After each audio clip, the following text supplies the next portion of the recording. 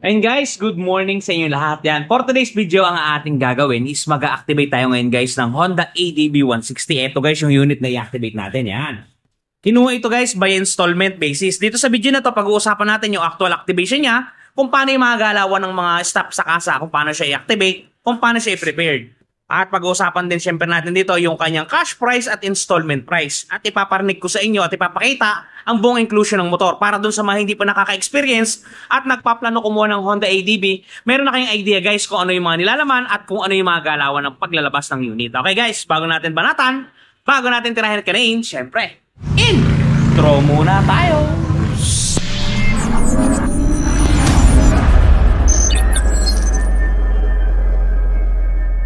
Okay guys, bago syempre natin i-activate, ilalabas muna natin papuntang galing sa display room. Yan.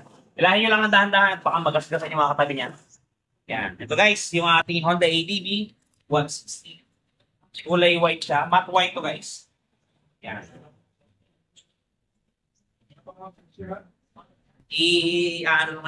I-set natin ang ayos para madali ang galawan natin. Medyo mataba kasi yung unit na to guys.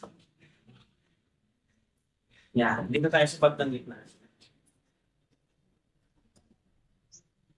Yon! Ito guys, may i-activate yun. So ngayon, bago natin banatan yan, mapapansin ninyo, medyo may mga alikabok to. Yan ang ating lilinisin muna. Okay guys, atin nang palisin yung mga alikabok gamit ang ating feather duster. Yan.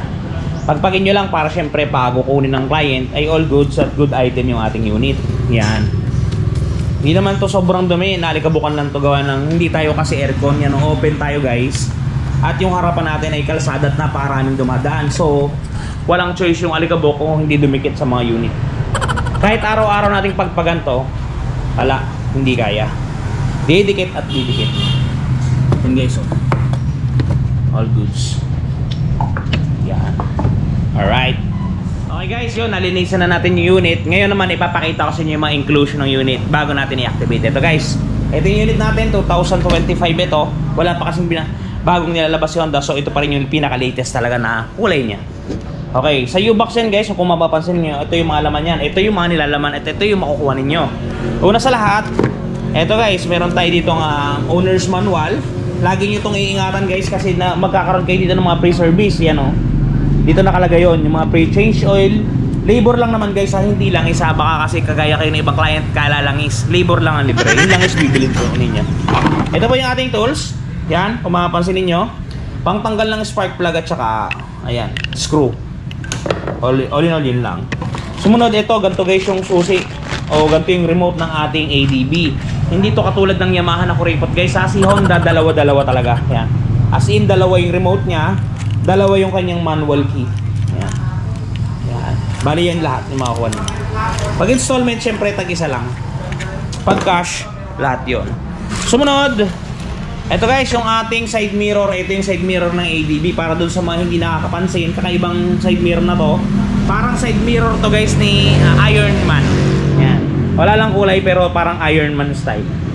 Yan. Dalawa yan syempre. At syempre lastly, yung kanyang baterya. Yan guys.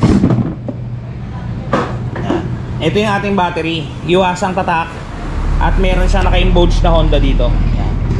Sinlock ito ng baterya ng Honda Click. Yan. All in all, goods sa goods. Dito nga pala nilalagay yung baterya niyan para doon sa hindi nakakaalam ng mga tropa natin dyan dito sa bandang ilalim. Yan. Diyan nilalagay yung baterya. Yan guys.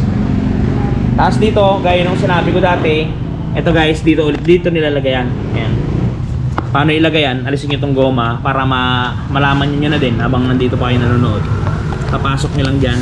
Para every time na gagamitin nyo si motor, hindi nyo makakalimutan sa bahay yung warranty booklet. Yan, nandyan lang yan. Tapos igogoma nyo lang para hindi siya maglaglag.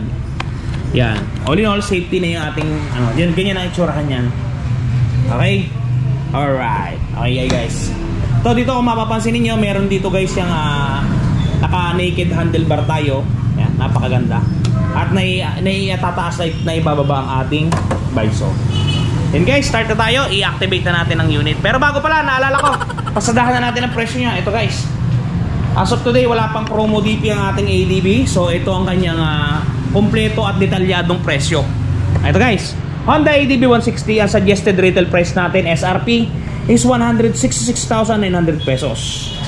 Down payment natin 20%, which is 33,380. Gaya ng ulit ko sinasabi guys, wala pa tayong promo sa DP. Ito pa yung standard DP natin, 33,380. Pagka po nag-down kayo ng ganyang amount, ang magiging monthly po ninyo sa looban ng 2 taon. Ito po, rebated na po ito ha, 8,847. 2 years po, 8,847. Pag 3 years naman po, ito po, 6,936. Yan po, paki-screenshot nyo na lang po. Yan yung presyo nyo ngayon dito kay Premium Bikes Corp. Alright, proceed na po tayo sa pag-activate ng yan. Ito guys, ito yung pwesto ng ating battery yan. Nakapahiga siya kung mapapansin ninyo. Yan. So, unahin natin ikabit yung ating positive muna. Para dire-diretso na lang tayo mamaya. Medyo tricky to, pero kaya naman. Yan. Unahin nyo yung positive. Yun. Sunod na natin agad, siyempre huwag na natin patagalin yan yung ating negatibo. Ito yung negative natin mga katropa. Yan. Yung kumpitan na lang natin. Medyo makipot kasi guys. Ang gagamitin nyo ditong screw yung maliit lang, kasi makipot, hindi pwede mahabang screw dito. Yan. All in all, goods na guys yung ating lagayan ng baterya. So pag lalagyan nyo naman ito ng takip, igagayaan nyo lang guys, tapos ididiin nyo. Yan, okay na yun. Nakalak na yun. Tingnan natin kung nag-activate ba o tama ba yung ating pagkaka-activate. So guys, yun. Basically tama guys, kasi ma-activate talaga siya. Yan, all good siya. Ito yung ating nga palang high-low. Busina. Siyempre ito yung signal light natin, turning light. Ito naman yung menu natin guys. Yan, para malipat-lipat natin yung mga dapat malaman niyo diyan. Yan. Tapos ito dito, meron tayong automatic engine off and on. Ginagamit ito kadalasan guys pagka doon sa traffic. Automatic na namamatay yung unit, tapos bukas sa sinilinyador ninyo, pag naka-on to, aandar siya. Tapos meron tayong built-in hazard din guys. Yan, ma-hazard na yan. Tapos syempre, electric starter. Walang kickstarter to guys, para doon sa mga magtatanong, walang kickstarter. Ito nga palang napakaganda dito sa ating unit guys. Ito yung kanyang rear shock, which is ang tatak niya is Showa. Yan. Dalawa yan guys, napaka-quality shock to.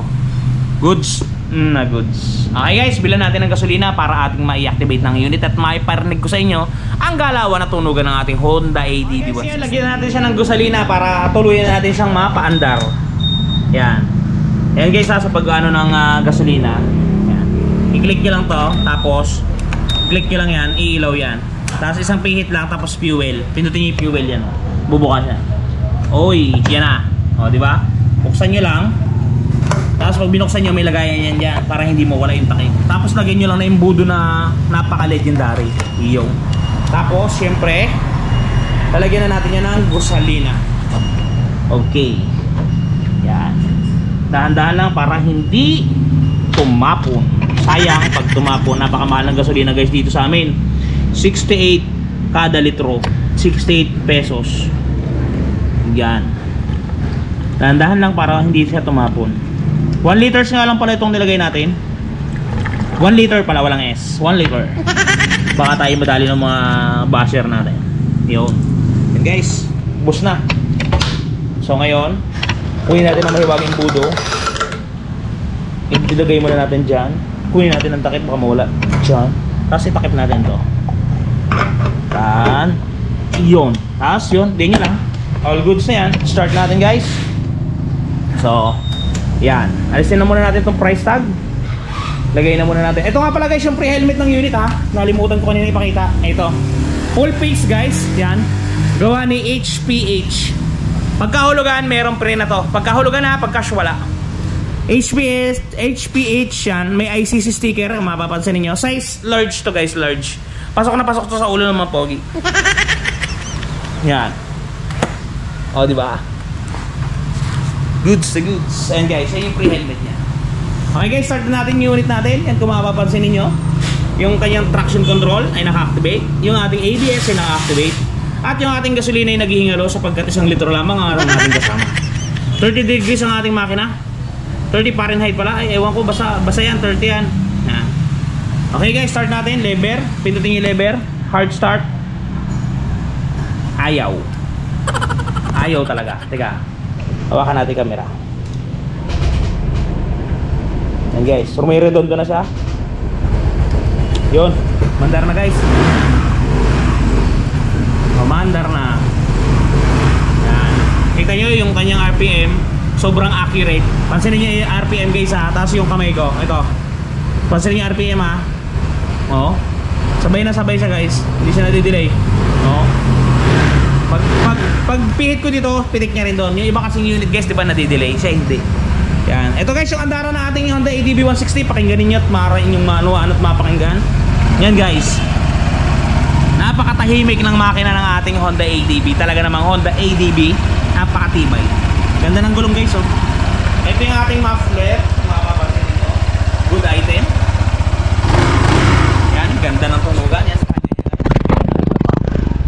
Yan. Kung ako sa inyo, kuha na kayo ng Honda ADB guys. Yan. Gandang-ganda guys. So, pati yung kanyang napakatahimik na engine. Yan guys. Yan ang galawan ng ating Honda ADB. Ito yung ating panel board. Papakita ko sa inyo guys. Oops. Yan. Mapapansin nyo, may orasan dyan sa taas. May speedometer dito. Pag binomba nyan, babanat yan. Yan. Tapos ito yung ating RPM nga. Yung init ng makina. Ito yung ating average consumption. 10.8 km. Pag maglalaro pa yan, yung ating odometer yan, makikita nyo. Tiga. Odometer natin 0. Ayan, all in all, good item. Ayan guys, yun. So, sa mga gustong kumuha ng unit guys, bisita kayo sa Premium Bikes Corporation. Kasi halos lahat ng mga bagong motor ay available sa atin at hindi kayo pahihirapan kumuha. Maximum ng 1 araw hanggang 2 araw guys, makukuha na ninyo ang inyong unit na ginugusto. Ang requirements natin dito ay isang valid ID lang at proof of income. O, di ba? Napakadali lang. Tingnan pala guys, yan. For example, nakuha na ninyo yung Honda ADB na to. Kung mapapansin niyo yung pintura na to, napaka-rare. Napakahirap ipatimpla, napakahirap kopyahin kasi matte white siya, matte pearl white. For example, nagasgasan yan guys, nagasgas. Meron tayong touch paint na makakaresolba ng inyong mga problema sa murang halaga.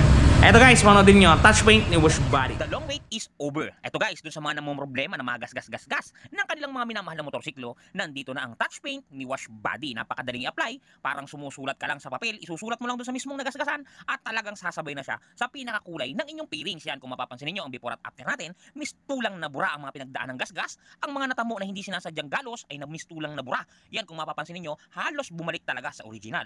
Guys, pati pag-package sila nito papunta sa mga lugar ninyo ay talagang napaka-safety. Kung mapapansin niyo, talaga namang safe na safe ang package na bibili nyo sa kanilang Shopee Shop. Kaya kung ako sa inyo, i-try nyo na ang touch paint ni Wash. Yan guys, napakaganda ng touch paint na yan at talaga namang napaka-quality. Na-try ko na yan sa mags ng kotse ko, na-try ko na yan sa motor ko, talagang quality. Halos hindi nyo mahahalata na nagkaroon siya ng gasgas dati. Kaya kung ako sa inyo, i-try nyo na. Paano makakabili? Meron tayong description box sa ilalim. Click nyo lang yung link ng kanilang Shopee Shop at didiretso na kayo sa kanilang shop. Okay guys, yun, sana nakatulong at nag-enjoy kayo sa video natin ngayon na naranasan nyo kahit man lang dito sa video na nag-release kayo ng Honda ADB 160. Ganun lang ang galawan guys. Maximum 15 minutes makukuha na ninyo pagka kayo ay naaprubahan. Okay guys, hanggang dito na lang. Ingat kayo palagi at palagi po kayong magpapakasaya sa Ron TV. Shoes! Bye-bye!